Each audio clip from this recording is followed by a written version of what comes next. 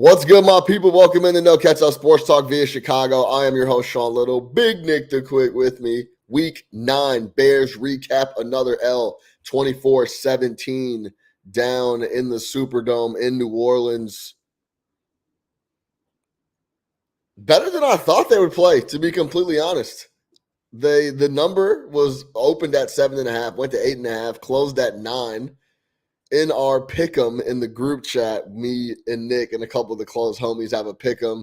I was on the Saints. I thought it was a great play. They probably should have covered the number. They don't end up doing so. Let's jump right into it. Big Nick the Quick. We're going to give you guys a quick 20 minutes on the game. Let's round it up, right?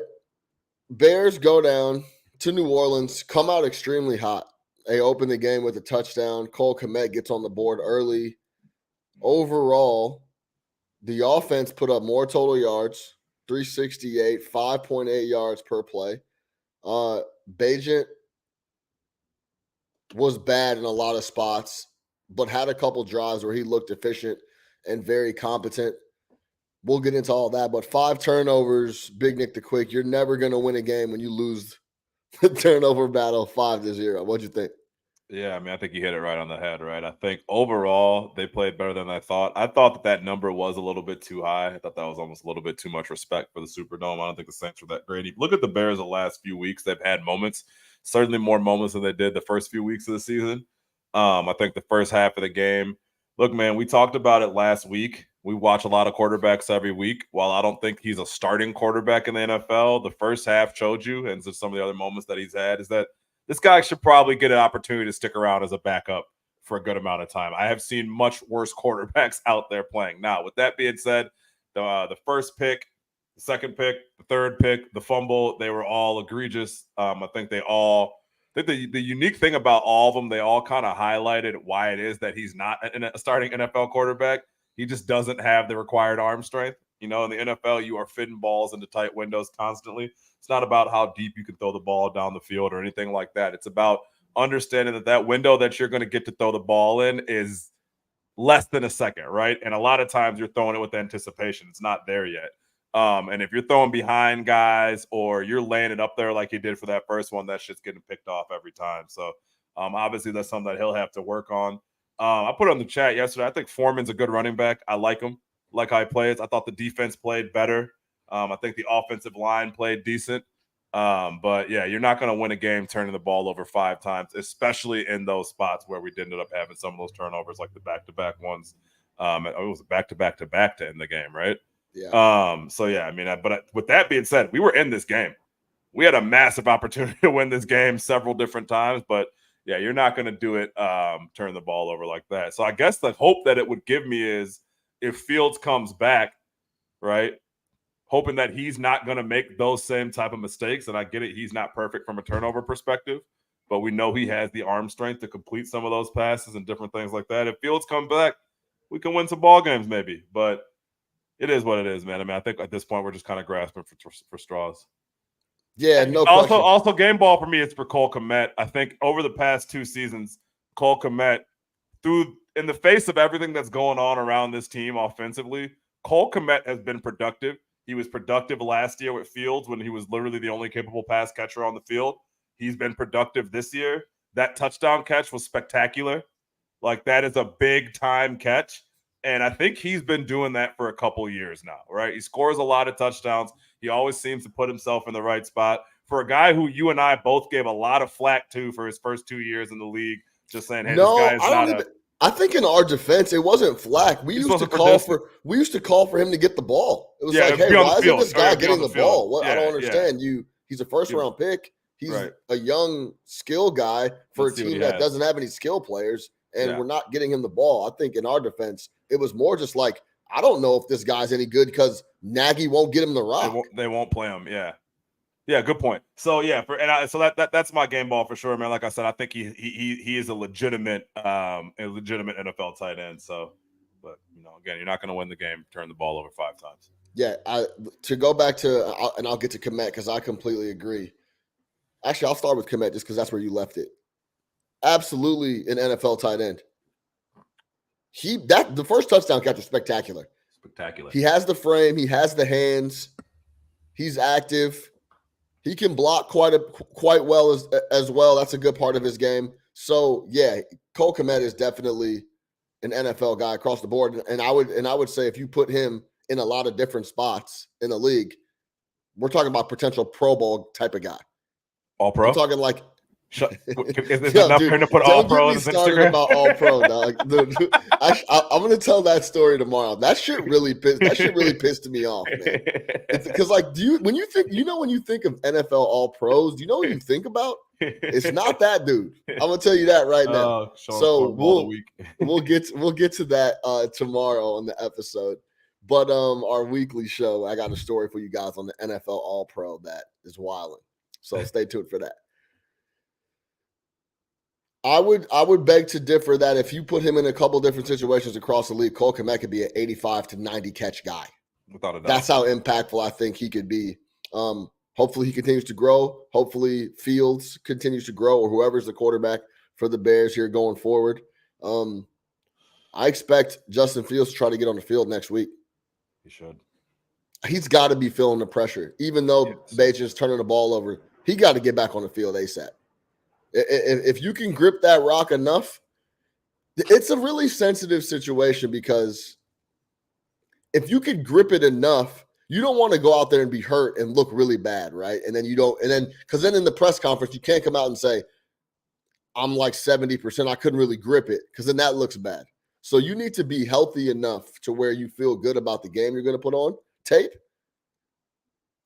But he needs to get back on the field ASAP. To go back to Bagent, what were they calling him yesterday? Nick made a.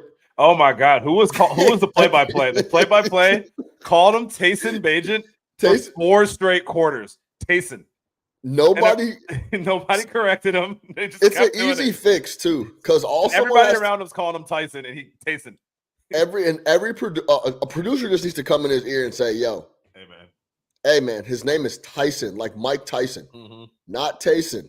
That's easy fix. I don't know why that wasn't addressed throughout the game. But yes, Tyson Bagent, it's glaring how weak his arm is. The decision-making is, let's be honest. Let's say, because I think people are going back and forth about what can Bagent do better than Fields, and is he a better quarterback, and this, that, and the third, right? I'll say this. What Bagent does better than Fields, his decision-making is quicker. He sees it. He gets through progressions faster. His release is faster. He gets to the top of his drop faster. Everything else is all Justin Fields in a landslide, if we're being completely honest. Until it's time to throw it, yeah. Bagent moves pretty well. Some of the runs, he has some wheels. Some of the runs that Bagent broke off yesterday, though, I think Justin Fields ends that game with 150 yards rushing in some of those spots. Sure. Now, there's a lot of different things that go into that. Maybe he doesn't have those rushing windows because he's not completing some of the passes that Tyson is. But there's a few things Bagent does better than Justin Fields. Let's just be honest. I want Justin Fields to win. But it's clear that Bagent does a few things better than him, and Fields does a few things better than Bagent. There's no doubt about that. But it is glaring how weak Tyson Bagent's arm is. And I got to give Ben Nick the quick credit. I didn't really put this together. In the first start at Soldier Field, we had a spot to throw a Hail Mary. And I don't know why I didn't think about this. But they brought Nathan Peterman on. Cold. Cold hasn't done anything to throw the ball. Hey, and this wasn't like from the 40. We were on like the opponent's like 45. And we were trying to get the ball in the end zone. They brought in Peterman to throw the Hail Mary. I would say 2 of those 3 picks don't happen for a lot of other quarterbacks because they are able to hit that window. He was trying to fit. Sure. He was trying to throw balls in the windows that he thought were there, but they were just purely an arm strength throw, and he couldn't get it there. Yeah, he saw it. He saw it. He saw a little space. Problem. Yeah. Couldn't get it there. Yeah, couldn't get it there. So the arm strength is extremely glaring. I tweeted out, it reminds me of Peyton post neck surgery. It reminds me of an old Drew Brees. Do you remember Drew Brees at the end, bro? Yeah. I mean, he couldn't throw the ball throw the 15 yards. downfield at all. Yeah. Like, at all. Right. So, which is the difference between college and NFL, right? I mean, especially D2. Those D2 windows were probably massive. Those NFL windows, they're just not there for very long, if at all. yeah, exactly. They close on you quick. Now, to go back to Bagent and the arm strength, I want you to go look at CJ Stroud tape. The way this fucking guy gets the ball out, the release, where it comes from, there's no wasted motion. It is all. I don't think the ball from on CJ Stroud comes below his sternum.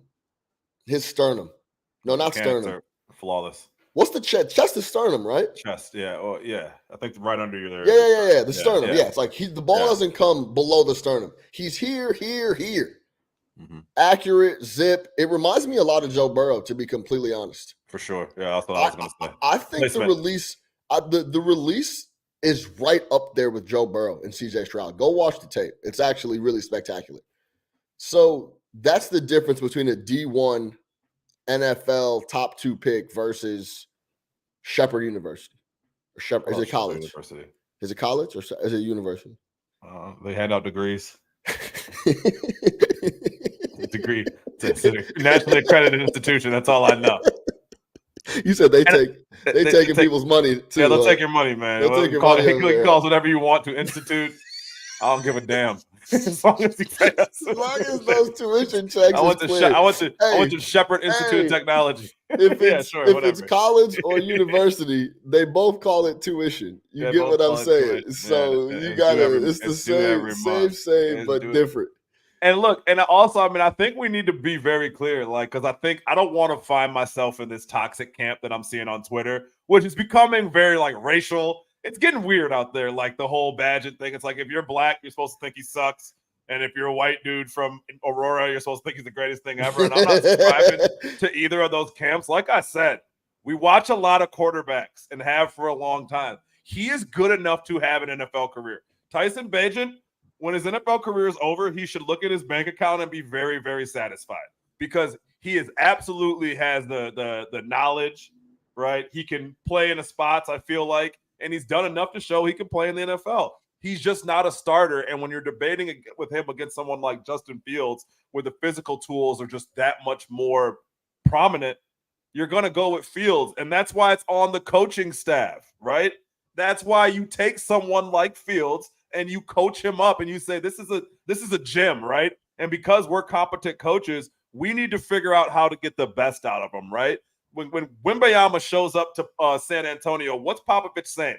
Hey, man, this guy, there's a lot there.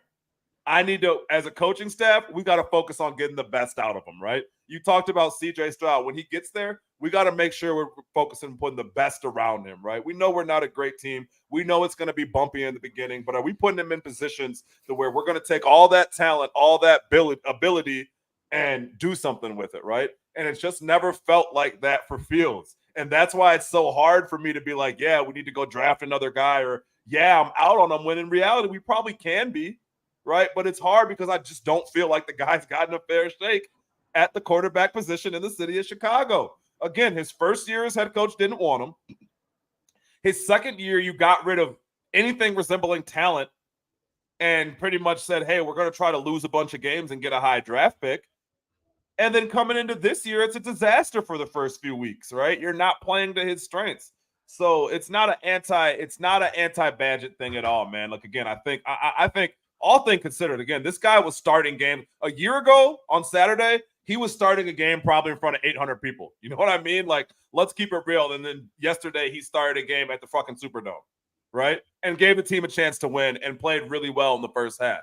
So it's not an anti-Bagent thing. I don't want that to come off as that, but like, we just know you're not moving forward with this guy like that. This isn't Brock Purdy, right? You didn't discover something where it's like, oh shit, like, yeah, he can make all the throws. He can be our guy. It's not that.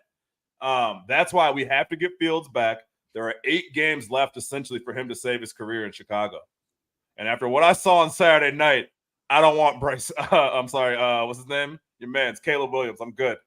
So I don't know what your backup plan is, but that ain't it for me because it's a lot tougher in the city of Chicago than it is in sunny Southern California. I promise you that with an NIL deal. Yeah, you said it's going to be a little tougher playing. It'll be a little bit tougher. The Vikings. Those tears will freeze. Than the University of Washington or whoever. Washington and at the in Southern California at the crib. Yeah. Yes, that's a whole nother pod. We could actually talk about that. No, because that's the option though. That's what you're looking at. I mean, you want to talk about turnovers? Caleb Williams has bad turnovers. I know your thing is he has to be Superman every week for sure. Some of those fumbles, some of those turnovers, and some of those spots for this guy are massive. I haven't been sold on Caleb in the NFL since the beginning. So or it's like the surefire thing that they try to make him sound like he is, right? Yeah, exactly. Go look at Lincoln Riley's track record on those guys too. They're sensational in college, somewhat mediocre in the pros, but just his game style and gameplay is. You consider Hurts a Lincoln Riley guy, or is Hurts just a Jalen Hurts guy? No, Hurts is a Lincoln Riley guy. For sure. He got part of it. I think he made massive strides in the passing game because of Lincoln Riley. Yeah, also because of the Big 12. But still. Yeah, for sure.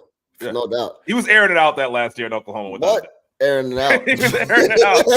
He was airing it out. Airing it out. What you talking about? Airing it out. I got a couple. You gave out a game ball to Cole Kmet. Let's talk about some of this, the defensive side of the rock, because that's Eberflus, and that's what he focuses on. TJ Edwards, bro. Good player. This guy is awesome. For a guy that doesn't have much help around him, every single week, he is everywhere. Absolutely everywhere. TJ Edwards, 15 total tackles, 10 solo, one for loss. Hey, man, they only had 2 QB hits. He had one of them. He's at the top of the defensive board every single week for the Chicago Bears. Shout out TJ Edwards. He is one of the best linebackers in the NFC. I have no doubt in my mind about that. Jack Sanborn, another player. I like Jack. I've been like Jack. Yeah. I told you about Jack a couple years ago when I first saw him. You've been on Sanborn, yeah. I said, oh, yeah, this dude is an NFL linebacker, period, point blank.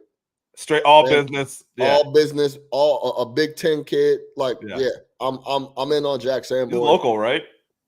I think I don't know if he's local. I know he went to Wisconsin. But I don't know if he's a Chicago area. Like Arlington Heights or something like that type Chicago guy. Yeah, he's a Lake Zurich. He went to Lake Zurich. Yeah. From out here, so yeah. Dude, it's like the part 100%. Yeah. I would run TJ Edwards and Jack Sanborn out there together all day. 10 total tackles, 8 solo for Jack Sanborn. He's also all over the place. Linebacker. I love his game. A couple of notes here that I would love your comment on. I'll give you one more game ball, actually, real quick. Just one more game ball. Tevin Jenkins destroying people. He's awesome. He's nasty, which is what we heard about him when they draft. I love whenever I hear the lineman described as nasty coming out the draft. That's what I want. I want my lineman to be Pouncey brother type nasty, Richie Incognito type character. You know what I mean? Because that's Olin Kreutz. You know what I mean? Like those type of guys. I don't want any fire boys. I forgot about Richie Incognito. Richie Incognito, bro. Richie was a wild boy. He smashed up his Lamborghini. Incognito was a wild boy. So shout out Tevin Jenkins, man, constantly getting out on the second level, laying people out. He's a mean football player. Him and Darnell. I don't know why I always forget Darnell. Right? Yeah, him and Darnell. Right. I like that side of the line. Good job by those guys. Yeah, man. Oh, man, that's so funny.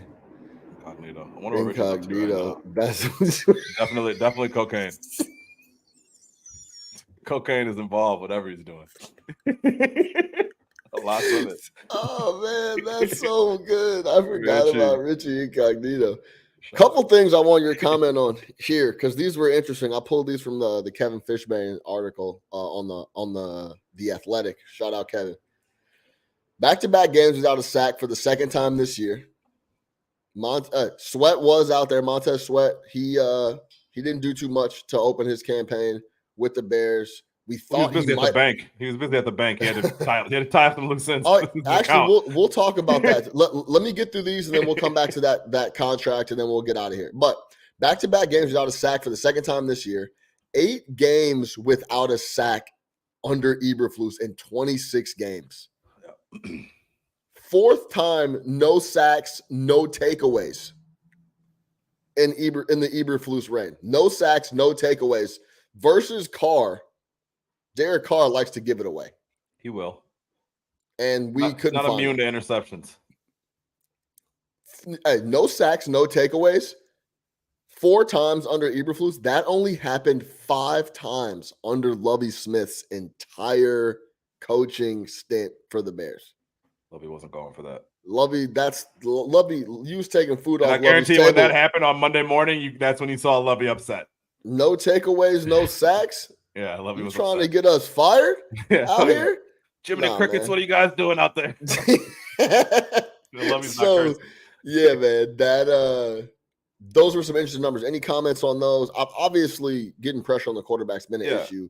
And then we'll talk about that, and then that'll lead us into It's not all personnel, man. If you're a defensive head coach and you're able to scheme, we talk about it all the time, man. Like that's a coaching issue. No sacks, no pressures, no pressures, no turnovers. And I thought that those were core pillars of the hits principle.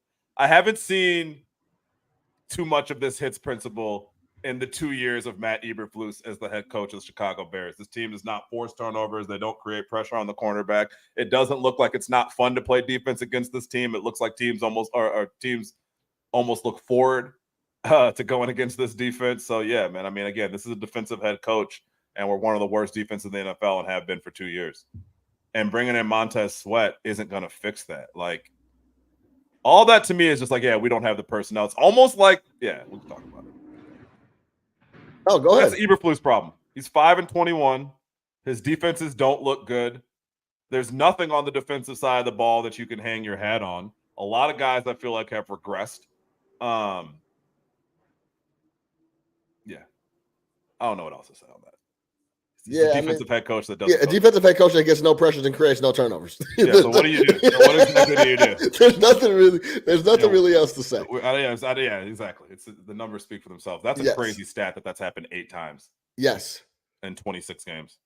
Yeah, no sacks in 8 games, and then no sacks, no turnovers in 4. That's 30% of his games that he's been in charge of the defense. They've got no sacks on the quarterback. Yeah. I should have looked up pressures because then that's because sometimes you don't get there all the way, right? But we've seen games, Nick, where the guy doesn't get there, but they're creating havoc on every pass play. Like this dude can't do anything. You can see that with your eyes. The team does not put pressure on the quarterback. I don't need to see the percentages or anything like that to tell you the team does not put pressure on the quarterback. Quarterbacks are operating from clean pockets on this team every single week. Yeah. He's a bad head coach. Listen, you know, he's a bad head coach because they also keep trotting out. Like it has to be a sick joke at this point. How many more times do we have to see video evidence that Velus Jones cannot handle a football at the NFL level? I mean, we've been talking about this since Matt Nagy. I don't want to talk about this, dude. But I mean, do you understand? Like, how does no one stays in the Rashaan Salam, who won a fucking Heisman, was out of the league because of fumbling. And he was a Heisman Trophy winner. He wasn't Velus Jones Jr. Rest in peace, Rashaan Salam. But like, come on, man. Yeah, rest in peace, Rashaan Salam. Shout out Primetime and the Colorado Buffs. Yeah. But like, my man's cannot hold. He can't field a punt. He can't hold on to a kickoff return. He can't. We talked about. I said this last week. He can't not run into a punter. And they're all big spots. He can't hold on to the ball. It's almost like Aguilar at this point, where it's like it gets in your head, and these guys, it's just like maybe it is what it is. I can't believe they keep trotting him out there, man. You cannot tell me that there's not another guy on the roster with speed, because all I've seen him do is run fast. Yeah, I agree, 100%. And I don't want to bury any time on Velus Jones Jr. He has no business being in the NFL. It's as simple as that. All right, let's talk about this Montez Sweat deal. Bears 4-year, $98 million in new money. Now, we know about that. I don't care about that number. That number does nothing for me.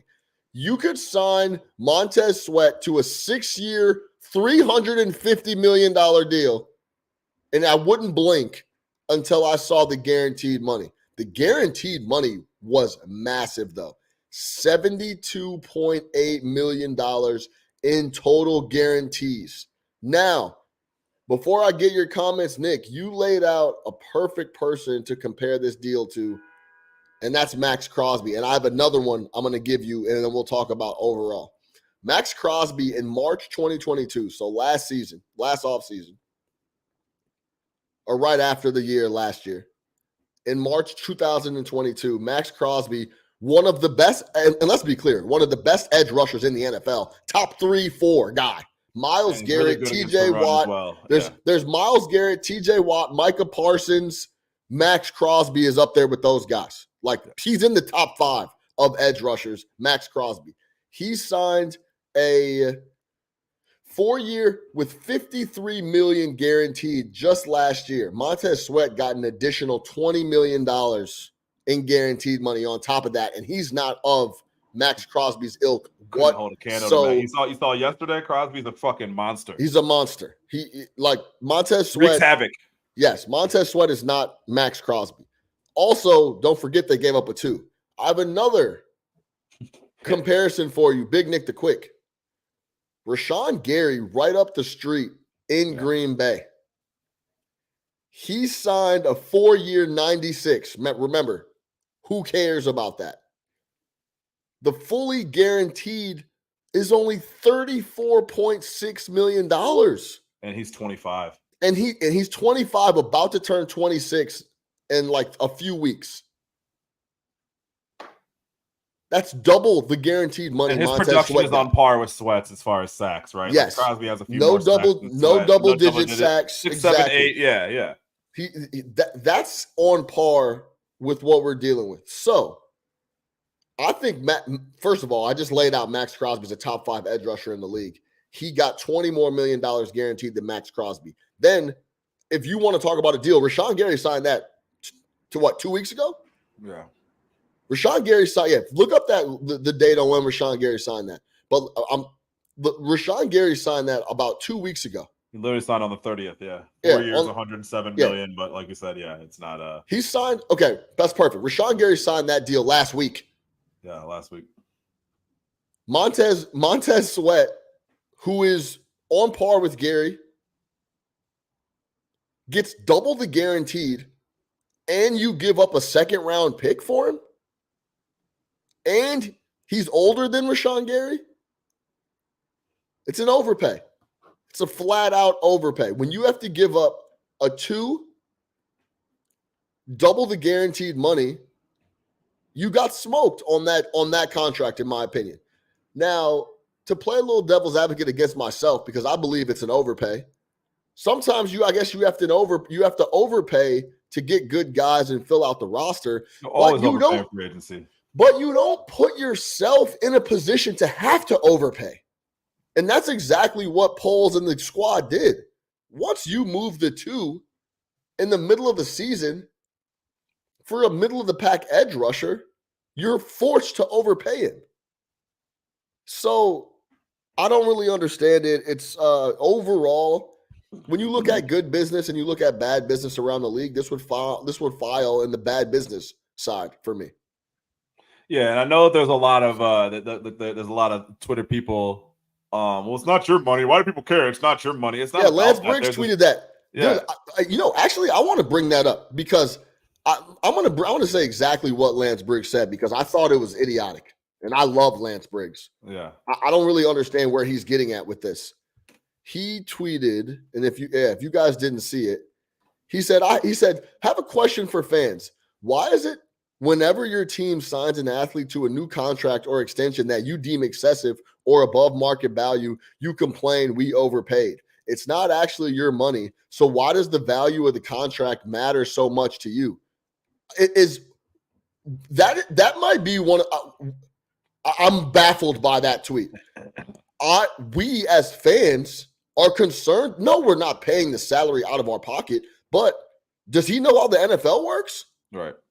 There's a salary cap, and if you use it up on guys that aren't worth it, then you can't fill out the roster with other guys with the additional money that you bring in or that you have on the sheet. And if you can't fill out the roster with better guys with additional money on the sheet, you don't have as like this is. I almost can't even articulate like how confusing that tweet was to me. Clearly, you know how the cap works, Lance Briggs. If you use it up and spend on guys that are not worth the number, then you have less salary cap to go get other guys to fill out a roster that needs 6 or 7 more guys, damn near on both sides of the ball. No, I'm not paying the salary myself, but you want to see resources are limited. You only have so much. Yeah. What are we talking about? I don't understand that tweet from Lance. And look, Lance is a player, right? And remember, Lance was having a hard time getting a deal, and he always felt like he should have been paid on the Urlacher side, and he wasn't, and he should have been. Yeah, it was awesome. Brian Urlacher was a good linebacker for the Bears. Great linebacker for the Bears. Let's be honest. Lance Briggs was a phenomenal linebacker for the Bears for a longer stretch of time. Yeah. Lance Briggs was awesome for the Bears. He's one of my favorite Bears of all time, Lance Briggs. He was awesome. He cleaned up a lot of the messes that Urlacher would make in a lot of spots. So I got big love. Ever heard Lance Briggs' Labor Day quote? No. So he was opening up a steakhouse in San Francisco, or a barbecue spot in San Francisco over Labor Day weekend, and the Bears had practice on Labor Day, and Briggs didn't show up because he was opening up his restaurant. So they asked him about it. He goes, I mean, it's Labor Day. Do you work on Labor Day? This was at the end when he was completely checked out. He was like, it's Labor Day. Do you work on Labor Day? Yeah, it's like, nah, bro. He's completely checked out. Like old Lance didn't come back the next year, but yeah, shout out. So that's an old player Lance quote. Like, man, let these guys get their money. We've mentioned this so many times on this podcast. We're player first guys always. I love when guys get paid, but man, that's an overpay. It's simple. Yeah, no doubt. There's nothing else to say about it. And when you add in the second round pick on a team that needs guys, it's not like we're filling out a couple spots here. If you look at the Chicago Bears roster, how many guys do you truly like? How many guys you like, yeah, I'm really comfortable moving forward with? There's not that many. We need guys. We need second round picks. We need talented guys in the building. We need guys that we can develop. So yeah, giving up that number 2 when you just burned a number 2 last year, and it's going to be the same type situation where it's going to be a very high 2. The 2 last year essentially was a 1 because someone had a pick taken away from him, so it was a top 32 pick, but you just get him on a cheaper contract, which matters.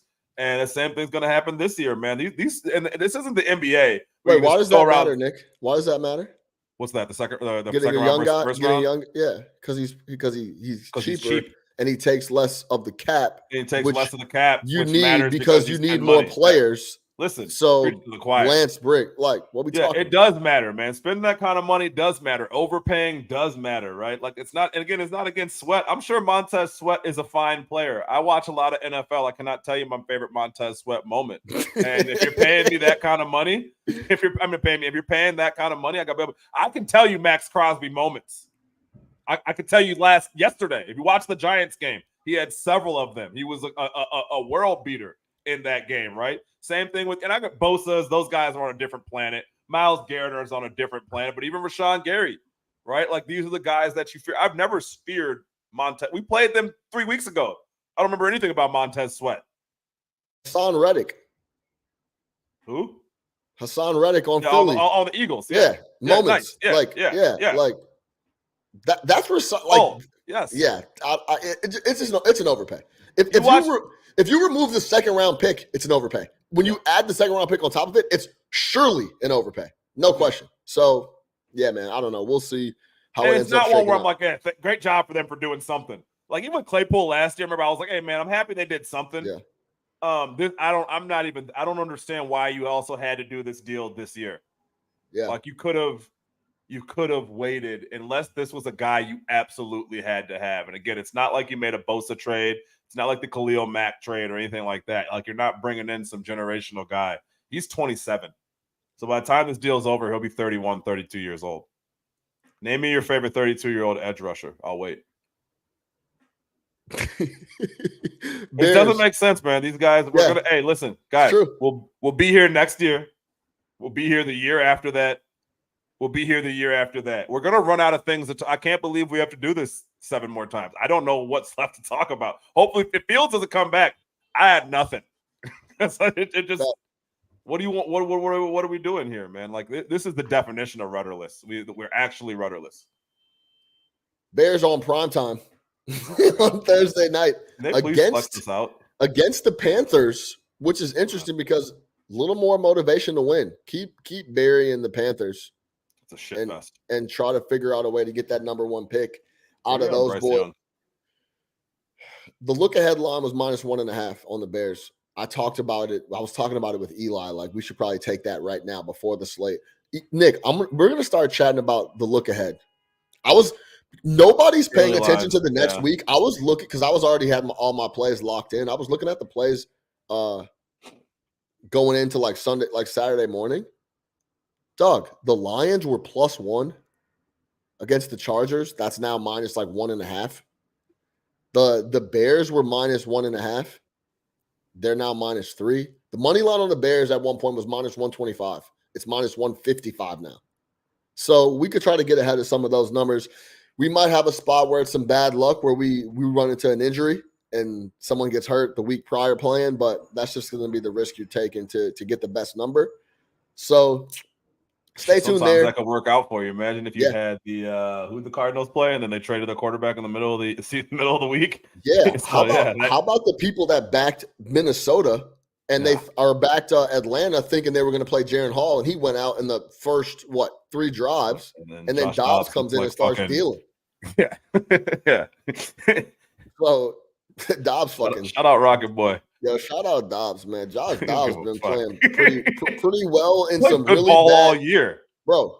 Arizona Cardinals is a bad situation. Then he goes over to Minnesota on a short week, and they said that Kevin O'Connell was feeding him the plays and telling him what they were in the huddle. Yeah, like this is the here's the route tree, and he was working on the cadence before the game. Bro, they were talking him through this. Like, that's crazy. Yeah, Shout out Josh Dobbs, man. That's very, very impressive. Bears on Thursday night football. So we'll talk to you on Friday to break that down. No catch up. Sports Talk via Chicago. Bears take a Week 9 loss, 24-17 down in New Orleans. Let's see who plays quarterback on Thursday. Could it be Justin Fields? We will find out. For Big Nick the Quick, Nick Harvey, I'm your host, Sean Little. No catch up. Sports Talk via Chicago. We'll see y'all next time.